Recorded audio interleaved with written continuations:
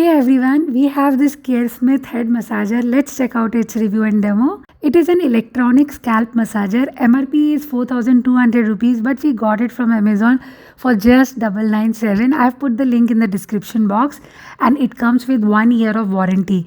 Inside the box we have user manual, and at the last page of the user manual you have this warranty card.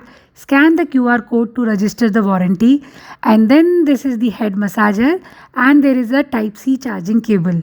Look, the body is rubberized. It gives a very good grip, perfectly fit in your palm, and it weighs only 300 gram. Lightweight, easy to handle.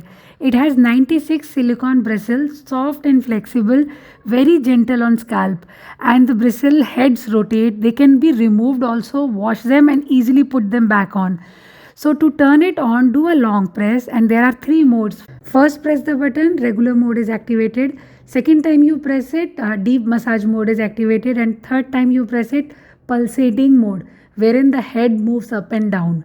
And for charging, charge it by a USB type C cable. The red light will turn into green when it is fully charged, and you can use it for 10 minutes daily. One charge easily lasts 7-8 days, so battery life is not a problem. So how does it feel? It just feel like massaging with your fingers. It's gentle on scalp.